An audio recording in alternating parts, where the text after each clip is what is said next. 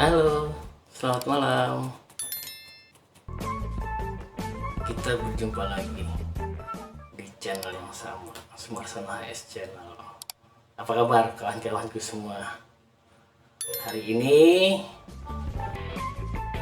kita akan membahas tentang gimana cara merilis emosi akibat luka batin dan kekecewaan. Tuh. Karena topik ini banyak yang menanyakan, banyak pertanyaan dari sahabat-sahabat Sumarsono HS Channel yang menanyakan hal ini ya. Gimana sih cara merilisnya? Tuh. Nah, gini ceritanya ya. Kurang pengetahuan tentang mental seringkali membuat kita bingung bagaimana cara merilis emosi-emosi yang terpendam dalam batin kita gitu. Ya. Kekecewaan dari masa lalu, kenangan yang buruk membuat kita terkadang terpuruk dan tidak bisa merilisnya, sehingga terjadilah ledakan emosi itu yang disebut dengan abreaksi. Nah, biasanya ada berbagai macam reaksi ini, misalnya seperti halnya orang kesurupan ya, kan di luar kontrol kendalinya, dan ya sendiri masa bingung tuh, kok bisa kesurupan nih gua, apa yang terjadi nih gitu. Nah, istilah hipnoterapinya itu ya disebut sebagai ini soda efek. Nah, soda efek ini ibaratnya penumpukan luka batin dan kekecewaan gitu sahabat ya, dari masa lalu yang terus bertumpuk sehingga suatu hari akan meledak blang gitu. Sama halnya seperti soda yang dikocok, kan saya suka minum itu kan soda kan, kocok deh, lama-lama tuh kalengnya membesar, meledak gitu. Semakin lama semakin membesar dan meledak, dan ini pun terjadi pada batin kita, pada pikiran kita. Sahabat, mulai sekarang kita mulai belajar nih bagaimana cara merilis emosi-emosi yang selama ini terpendam gitu ya. Kekecewaan terhadap orang-orang di sekitar kita, tekan-tekanan dari tempat kita bekerja seringkali membuat kita merasa tidak nyaman, ya kan? Seringkali membuat kita jadi stres. Banyak kerja jadi stres, nggak kerja lebih stres, ya kan? Lalu ada yang bertanya lagi nih, bagaimana cara mengendalikan emosi bos katanya, bagaimana cara mengendalikan kemarahan katanya. Nah, jika Anda dalam situasi di mana Anda susah untuk mengendalikan emosi ya, tapi menurut Anda itu penting untuk mengendalikan emosi tersebut, ada yang bilang nih, aduh gua nih orangnya emosional sekali nih gitu, gua ingin menjadi bisa lebih menahan diri lagi biar nggak terlalu emosi. Nah, kalau Anda menyadari hal seperti itu, berarti itu Anda ingin berubah gitu loh. Anda tepat di channel saya ini. Sekarang saya sedang membahas merilis emosi dan luka batin gitu loh. Tepat ya, jangan kemana-mana, simak terus, jangan lupa subscribe, loncengnya dinyalain, jempolnya ditekan gitu loh, share kalau perlu ya. Yang perlu kita pahami adalah bahwa emosi akan bisa meledak tanpa Anda bisa mengontrolnya, ya kan? Kalau emosi sudah meledak, siapa yang bisa kontrol? Tidak ada, ya kan? Itu pasti ada sebab, dan tidak mungkin emosi Anda meledak tanpa sebab. Nah, begini kalau boleh saya ilustrasikan nih ya. Misal kita ambil bensin lah 1 botol, terus kita tuang ke lantai, kita tuang ke lantai. Nah, saya tanya nih, bensinnya akan nyala nggak? Pasti jawabnya apa? Ya enggak lah, kan nggak ada apinya. Bener. Tapi kalau kita kasih percikan api kecil saja, apa yang akan terjadi? Blum gitu, ya kan? bensin tersebut akan menyala. Tapi selama tidak ada pemicunya, yang saya maksud pemicunya di sini tentu aja api ya, bensin tersebut tidak akan menyala. Gitu. Mau dikasih bensin sejerigen kayak 10 liter kayak, kalau nggak ada apinya nggak bakal nyala, bos. Iya kan? Nah, di sini aku akan jelaskan nih ilustrasi tersebut di atas nih. Apa yang aku maksud dengan bensin dan apa yang aku maksud dengan api tersebut. Ya. Nih, jadi api itu ya aku ibaratkan sebagai luka batin yang ada dalam diri Anda, dalam pikiran Anda. Gitu lah. Api itu adalah hal-hal yang membuat Anda itu memendam sebuah perasaan-perasaan negatif.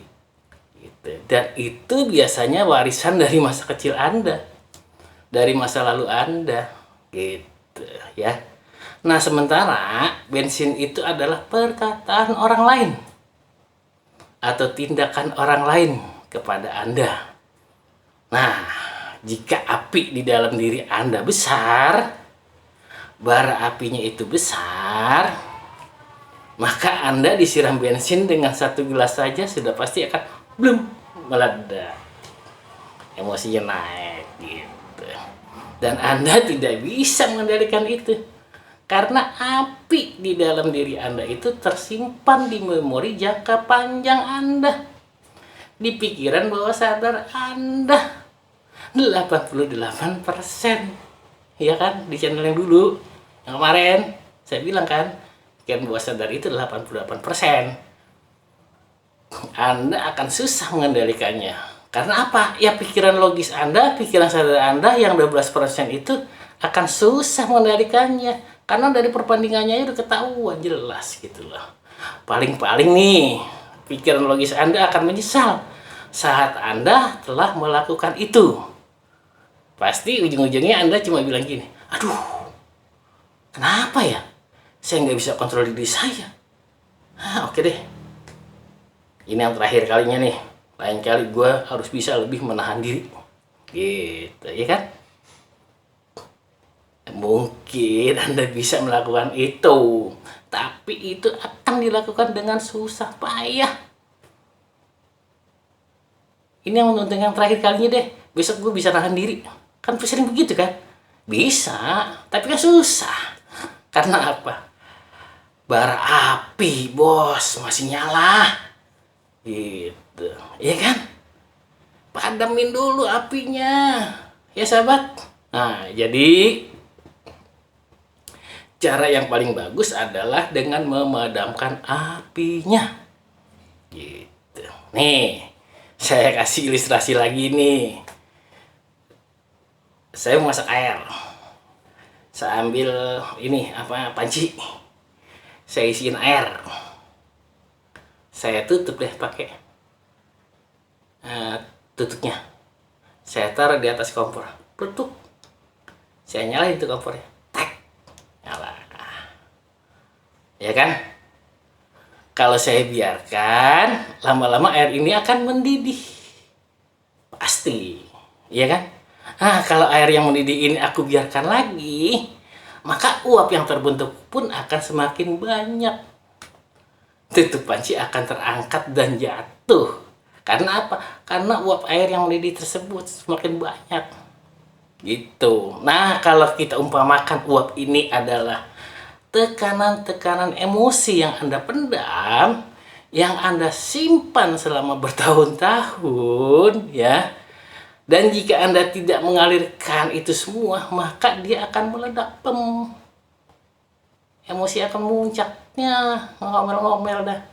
Nah, suatu saat tutupnya sama kan, kalau pancinya, kalau uapnya ini semakin banyak, tutup panci kan akan terlempar, plung gitu. Sama, emosi Anda pun begitu, semua uap. Ya, apa sih yang biasa dilakukan nih dengan orang dengan emosi-emosi negatif seperti ini? Ya kan? Apa-apa aja nih. Nih. Pertama biasanya itu ditekan. Ya. Ya udahlah, nggak apa-apa. Waktu akan menyelesaikannya. Udahlah, nggak apa-apa. Anggap sedekah. Udah nggak apa-apa. nggak bisa tumbang. Ya, udah diikhlasin aja dah. Udah, nanti waktu akan buktikan. Nah, misalnya seperti itu. Iya kan? Jadi itu semua adalah bentuk-bentuk penekanan emosi yang tidak akan menyelesaikan masalah. Gitu, sahabat. Kemudian ada lagi nih, dengan jalan pelampiasan. Ya kan? Daripada saya pendem nih, lebih baik saya lampiaskan saja. Mumpung gue punya amunisi banyak nih, gue beredel tuh orang.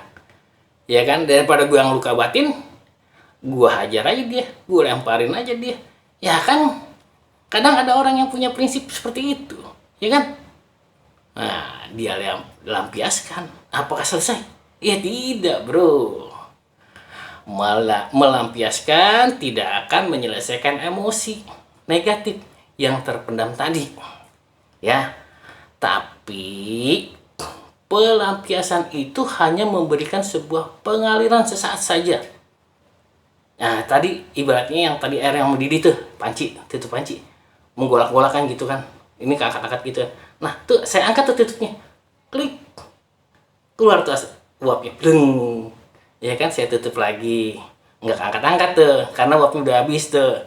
Nah, kalau ada, nah tuh bisa juga saya bikin lubang tuh di pancinya, biar keluar tuh uapnya.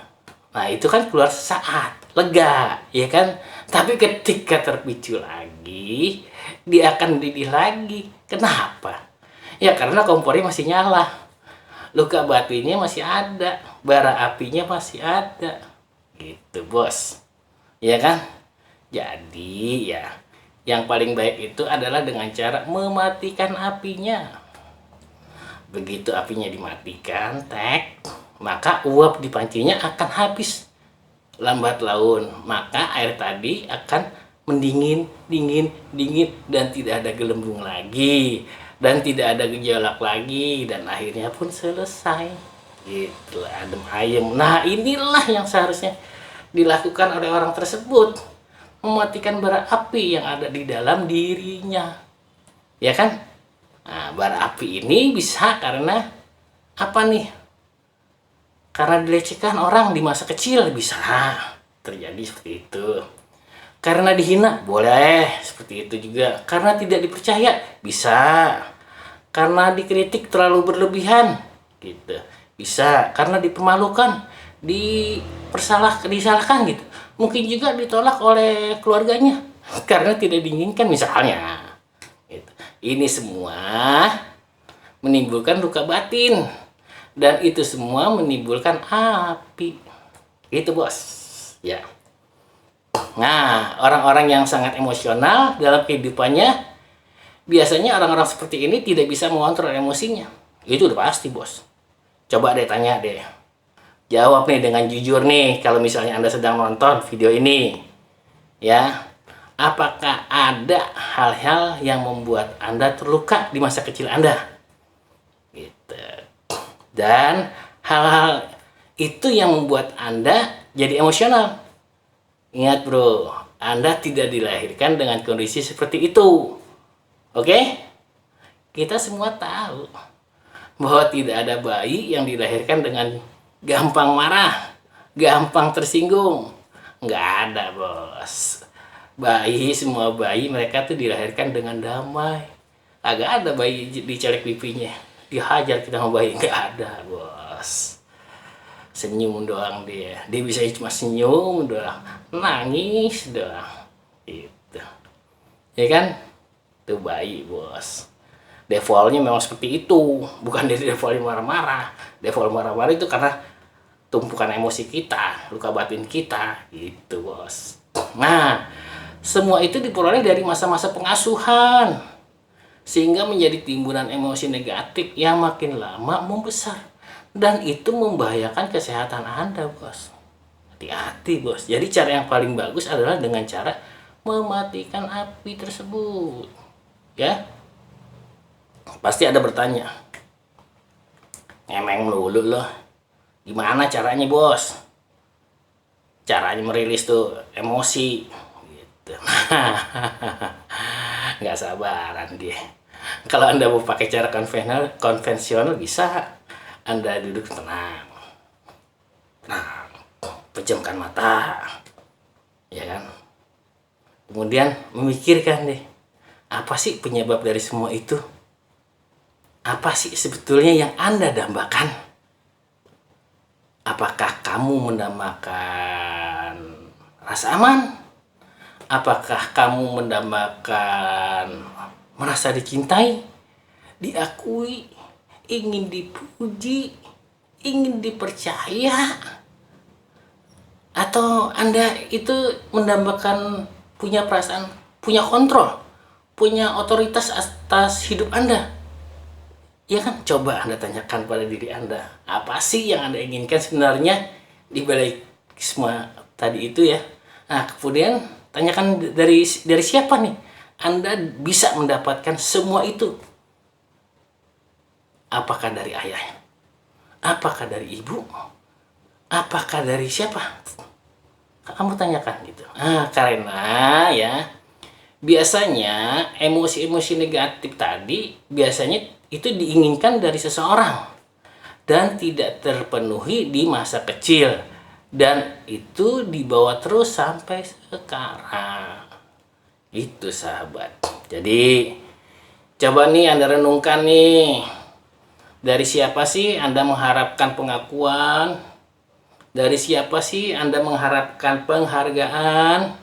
Dari siapa sih Anda mengharapkan rasa cinta, penerimaan? Itu semua Anda harapkan dari siapa?